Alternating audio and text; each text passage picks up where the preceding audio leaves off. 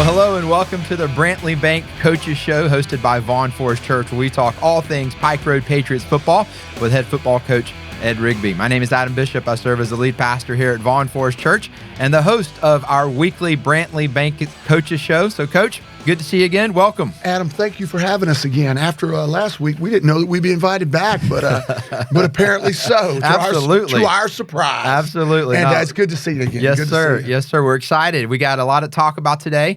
Obviously, we've got our first home game that we're going to talk about Friday night against Marist High School. We'll get to that in just a minute. But first, Coach, I want to talk a little bit about the first game of the season. Was really impressed with the performance of our guys. Saw a lot of things that I think would be good to talk about. But, Coach, you were there. I was watching on YouTube. I got to participate that way. It seemed like it was a pretty hostile environment, good road game, good home crowd supporting their team, 6A opponent, top 5. Just kind of some big takeaways you had from the first game of the year. It was, for a high school player or a high school coach, it was a great environment. They had brand new turf that their kids had never been on before. That's great. That had just gotten released earlier in the day, the state signing off on it. Their side is big. It was packed. Our side was packed. We had a great crowd. Good showing on the road, yeah. Great crowd, but big student section on their part, and everyone was in it from start to finish. It was everything that I thought it would be. They're a top 4 6A opponent who returning a lot of players. I figured we would start off a little bit slow because everything's so new. We returned only 3 people off last year's starting offense. And with that being said, it took us a while to kind of get grinding. And, we had a couple, boo-foos and snap, bad snafus early, things that kind of cost us and kind of got us in a little bit of a hole. But the most important thing that happened, and I don't believe in moral victories of anything, you're playing to win, but our kids got to see the speed of what we've been talking about. Right. You don't know what you don't know in this world. And with that being said, now they know. The size is totally different. Coach, the size jumped off the screen immediately. It's a different ball game, right? And the physicality is different. Our players understood that Saturday morning more into Monday. It's a different physicality, but it's for both teams. Right. It's like that. Right. And we were physical on them. They felt it too, I'm sure. But it was a great game and a great. As we talked about last week, it was a great check in the oil, see where we're at, and we're close. And we've got so much to improve on that it really paints a beautiful canvas of where we can be. Start painting that canvas of where we can be at the end where we want to be. But takeaways. Once we settle down, we were able to start completing some passes. Pike Road in the great state championship run only attempted 68 passes all year last year. And we went out and Caleb went 9 for 12. And his main receiver hit was TK Norman, had 2 catches, beautiful catches for 60 yards. And that kind of got it going. We didn't do 7-on-7s and all that this summer with other schools for the fact we were just trying to get everything in, try to get in shape, try to see what we got. Right. And so, but they went to them all year and only completed 3 passes, and they were short little dink things. But the kids played hard. They answered the bell. When we were down 14-0, the common thing was, we got this. We got this. Nobody's attitude went sideways. Nobody's eyes, you can look in a guy's eyes. When you've done it this long, you can look and see what people are thinking. You can see right into their brain. And there was none of that. And it was encouraging as a coach to look in those eyes, when they come off the field, sit them down and, all right, here's what we got to do. Here's what we got to do. And them go, we got this, coach. We got this. We got this. And they're talking to one another. Hey, we got this, man. Head up. Forget about it. Forget about that. And it was great. We saw what we want to see. We saw the fight back. We saw the tie with a minute left in the ball game, 21-21. We go for 2. Great. It's a fantastic play. Great pitch by Caleb Foster. Brennan Tormey made that catch, the 6'7" receiver, and who's having kind of a rough night earlier, but was a hero catch right there and was able to get his feet down right in the corner with a guy draped on him. And but we responded to the bell. And, it goes back to a Bear Bryant saying, you never know how a horse will pull till you hook him to a heavy load. He can look like a thoroughbred, but when you hook the load, he may not have the ability to pull. Well, what we found out was we have some guys that'll pull the load. Mm-hmm. And again, a lot of question marks on that were answered. And moving forward, we're able to build off of it, build off of that defeat. And when the game was over, the attitudes, it wasn't that, that you see, just kids, I mean, and they were hurt because they didn't win, but there's different kinds of losses after a game, and where the locker room stays intact with, we're going to be all right, let's go, guys. Yeah. Not from the coach, but from the players. Saw a lot of leadership the other night out of our senior guys, and Buki got dinged up, first play of the game, but by gosh, he coached the whole rest of the game with ice bag dragging it around on the sideline and constantly, Buki, back up. That's Jalen Jarrett, for those of you who don't know. Back up, get off the field. Coach, I'm just trying to tell him. Well, tell him back there. Right. But there was a lot of leadership on both sides, offensive and defensively. Special teams, we came around. One big question was in our punt game, and we had something bad happen early, but we overcame it. And by the way, that was not a touchdown. They gave him a touchdown on the snap over the head. The player who received it, and I kind of thought I saw it, but I'm not going to argue something. Number one, they don't overturn a lot. Number two, it's early for them, early for us. I'm not going to argue something that I don't know beyond a shadow. I didn't think I saw. But on the headsets, they're telling us.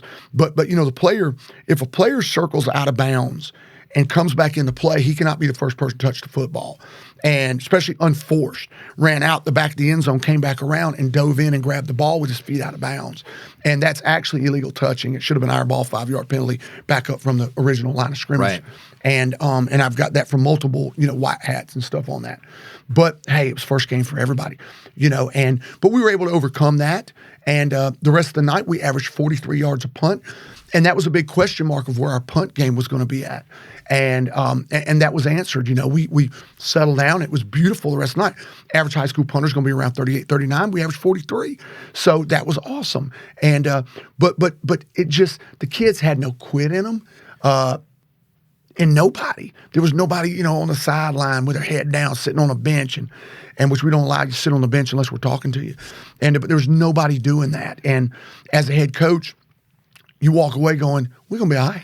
And Coach, I saw that over and over in the game. The no quit, the bounce back, don't feel sorry for yourself. Coach, I saw a moment early on in that game. It gave me insight in the kind of team we're going to have this year. I hesitate to bring it up because it probably wasn't one of your favorite moments of the game, but our defense in the first half, we had a great play. We picked off a pass. It was a questionable call that took that turnover away. Coach, the very next play, we forced a turnover. Yeah. Now, I've seen a lot of college teams, they'd have felt sorry for themselves. Yeah. Our team didn't do that, Coach. No.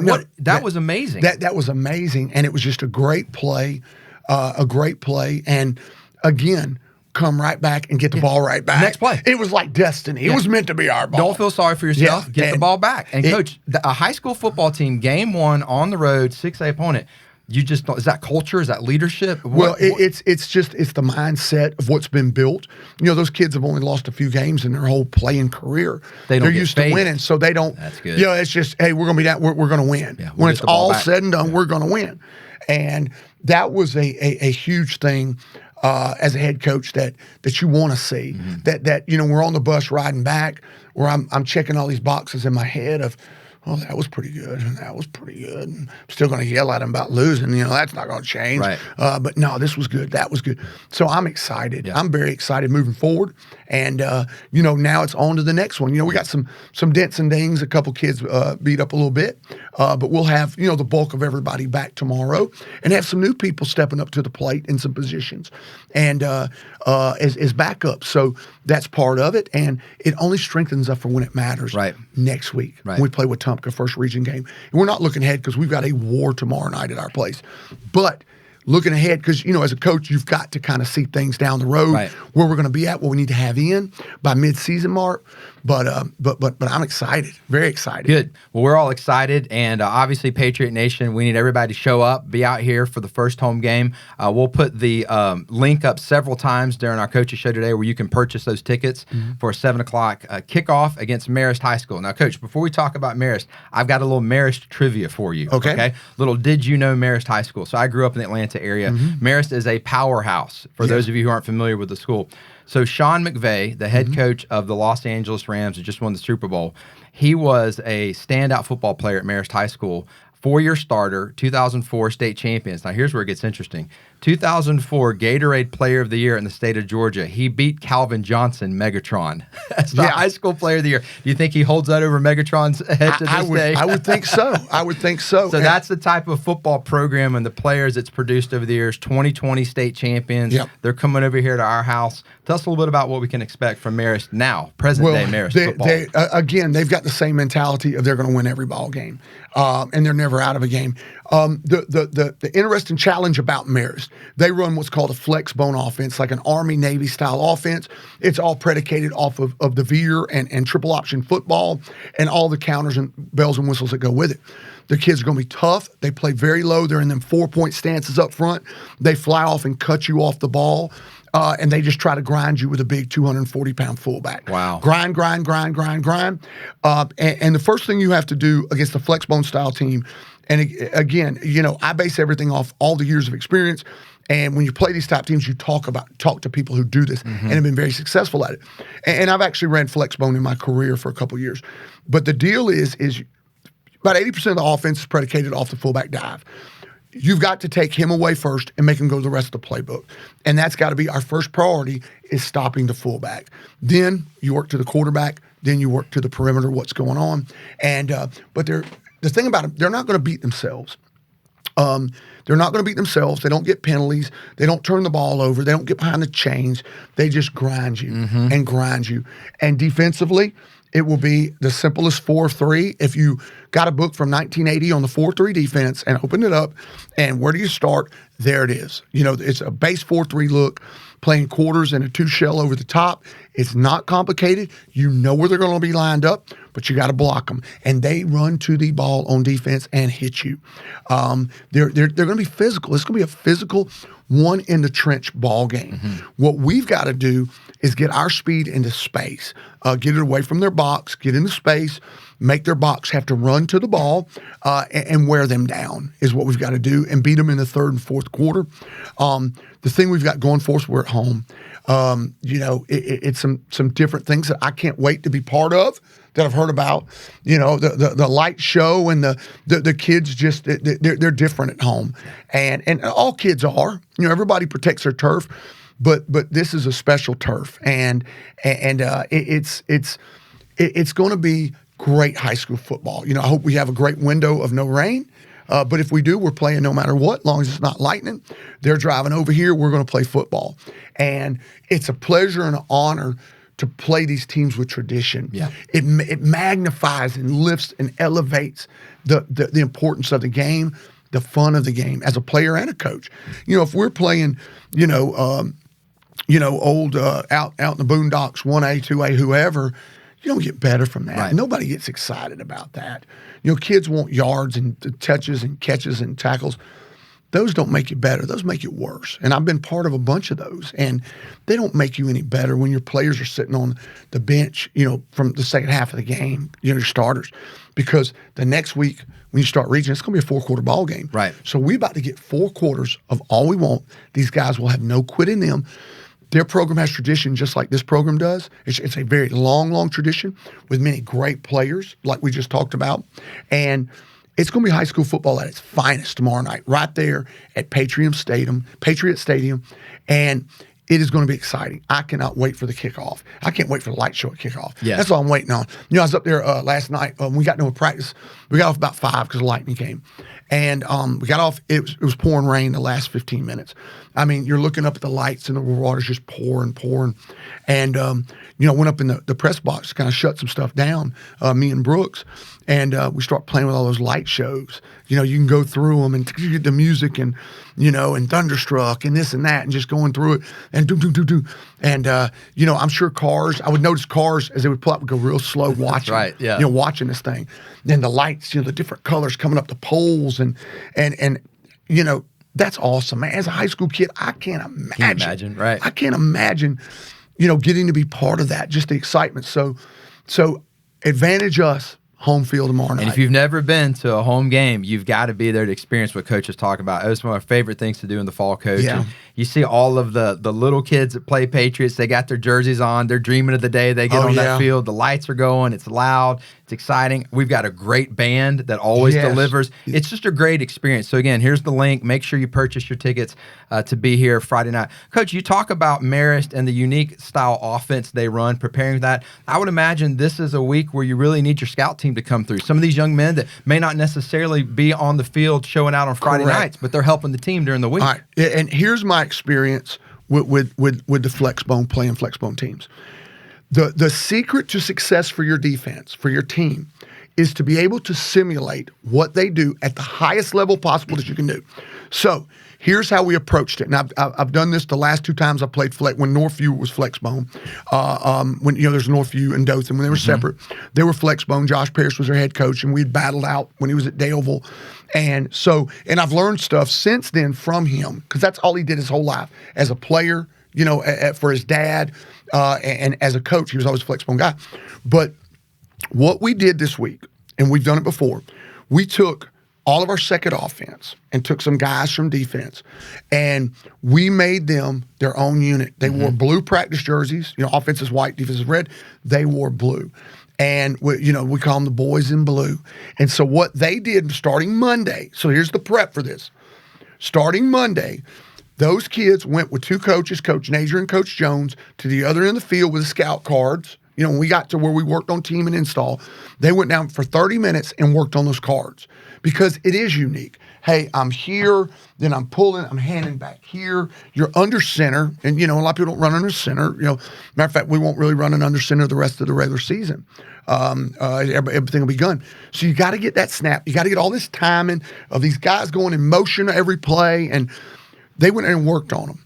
Then on Tuesday, we go team. They're over there on one sideline all by themselves, waiting for their moment. And so we had some wagers. Hey, guys, you score, everybody's got a Kit Kat Powerade after school. So we had these incentives, and we did not, by the way. And we had these incentives, but I'd go out there with them and those 2 coaches. Hey, and we had it going. Did they see the exact look? They're going to see Friday? No, unless you do this every day. So. But we showed them, that group, the boys in blue, and they showed them the best look possible that Pike wrote we could give our defense. And our defense was able to get lined up to all this stuff, see the different motions, and on the snap, they were dominant on a lot of things, but they were able to fit. So when we would get a ball right and get it pitched out on the edge, you want to see that safety come down, that corner come in. All right.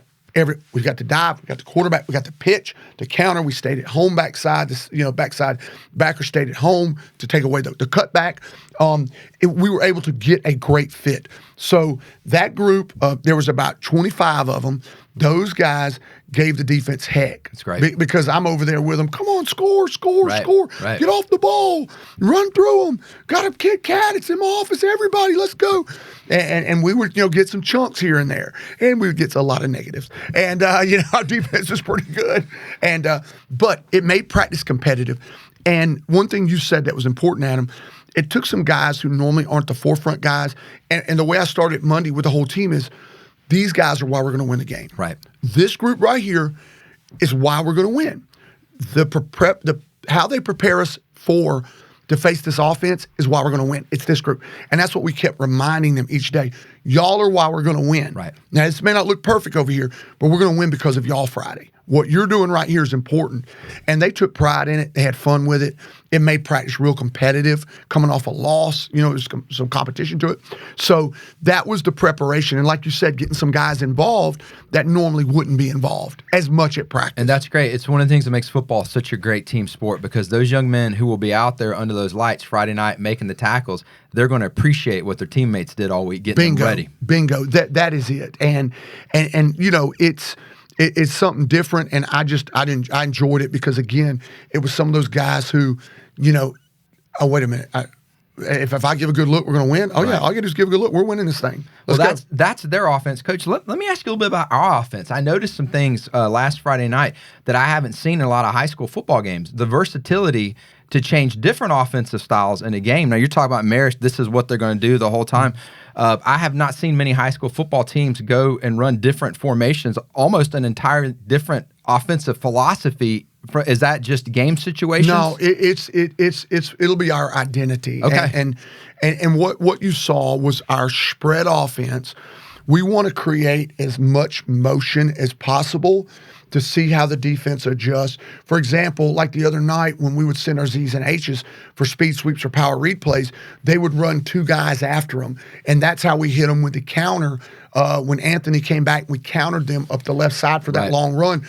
They rolled their safety, and they were actually two guys shy on the backside of the defense. And we can look at your roll, but then the thing about spread offenses is you've got to, okay, and I'll back this up, okay, and this is a podcast, it's information sharing. When I first started being a head coach and I was in spread, and this is, in the 90s, and I'm running the spread and all this, my first year of really doing it would have probably been 96 in there, 97. And what happened was we could get down to like the 10 and we had trouble scoring out of it. So had I known and read the Bill Walsh book, who was at the 49ers and won all Super Bowls, Joe Montana, he talked about in the spread, 10 and in, you've got to you got to have some physicality still. Mm-hmm. You've got to be able to get in something and pound the ball in. Well, then I started doing it out of power eye. Right. That was our short yardage. Boom, boom, boom. Well, over the years, and this was in 2000. In 2000, when we were in Kansas, I went to watch a high school football game, recruit some kids, and I seen this team out there warming up. They were playing a school called Valley Center, and I remember all this part of it. They lined up in this two tight end offense called a double wing. If you took a sheet, you could throw a blanket over everybody and all 11 players. Right. And you saw it the other night. Right. It's compressed. And when I saw them warming up, I go, this team's about to get beat 100 to 10. Look at that crap. Garbage. Look at this. And when the game was over, at halftime, they were up 40-something, points. And I'm like, I got to remember to come back and talk to that guy. And I did. But the deal is that offense is actually, people do it and that's all they do. People say that you can't minor in it, you got to major in it. I've minored since 2002. Every team I've coached has had a piece of that in there, some better than others, but you knew you were going to get it and you have to prepare for it. Because again, it's like the flex bone. It's hard for you to simulate it at practice. You got to beat it with just better players.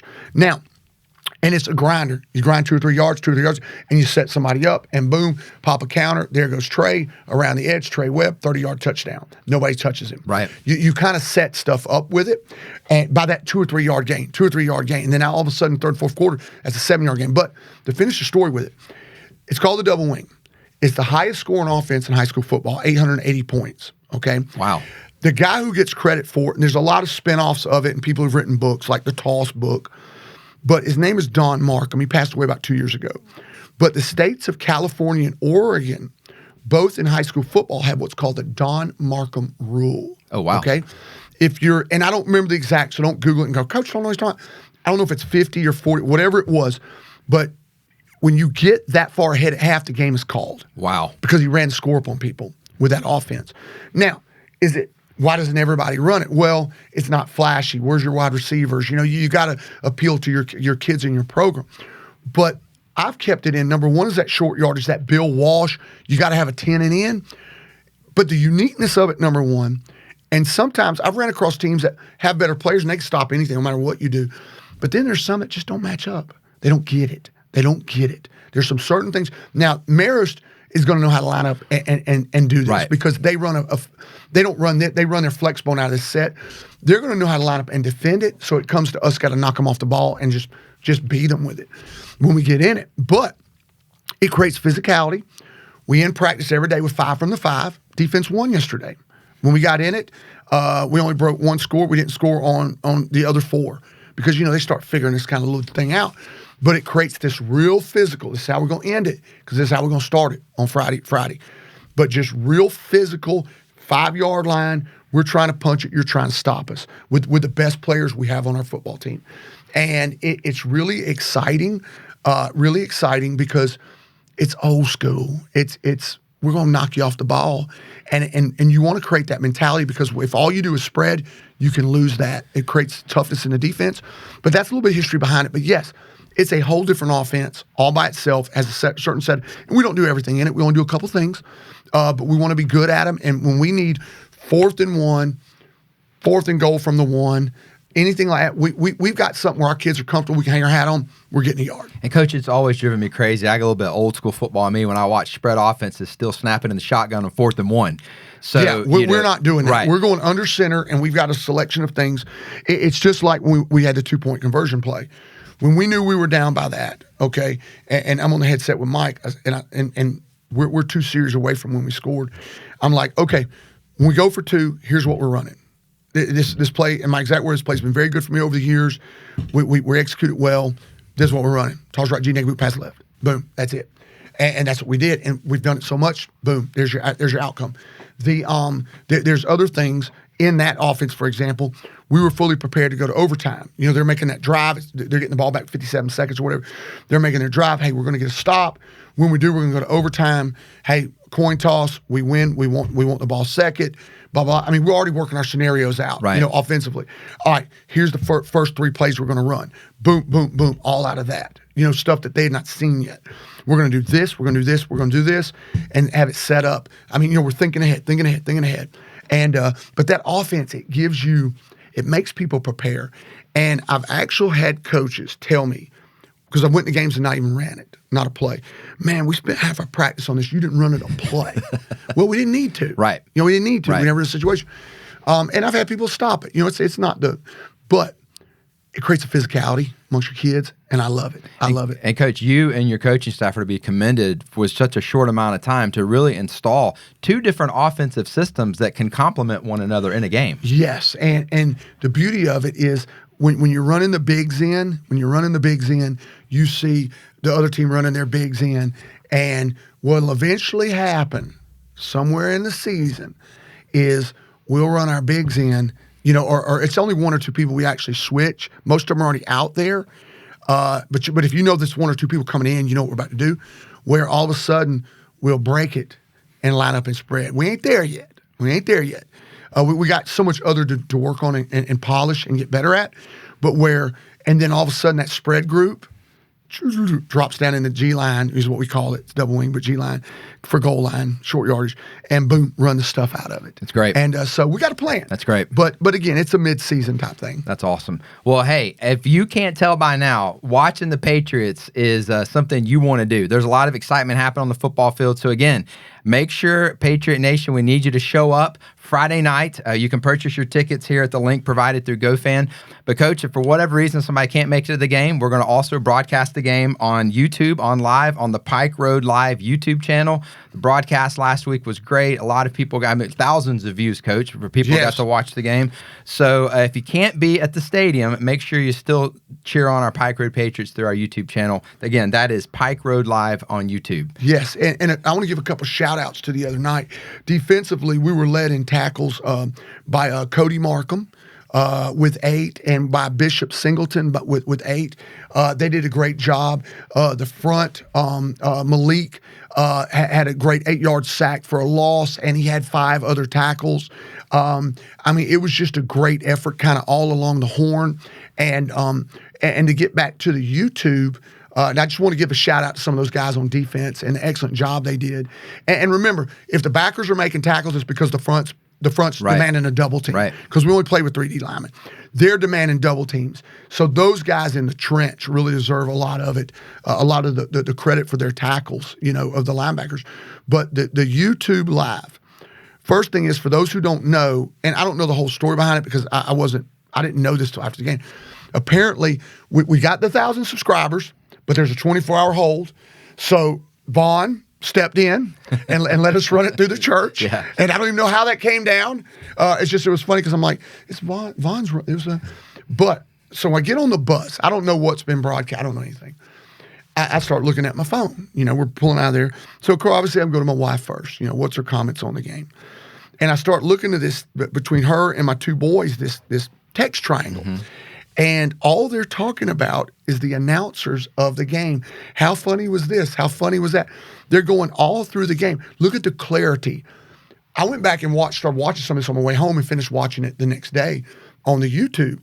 The clarity of the video, to never have done this, is insane.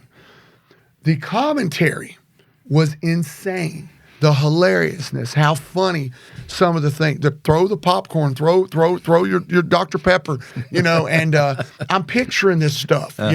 People throwing popcorn in the house, but it was incredible job that was done. If you can't be there, right, it is an excellent avenue. It's entertainment, not just the game. But those two, it was crazy. They did a great job. It was insane. They did a good job. So be there live or be there on YouTube. Coach, that's all the time we have for this week. So thank you for joining us for the Brantley Bank Coaches Show. I'm hosted by Vaughn Forest Church with head coach Ed Rigby. Coach, we'll all be cheering on the Patriots Friday night. So go Patriots. Adam, thank you so much, and go Patriots. Thank you.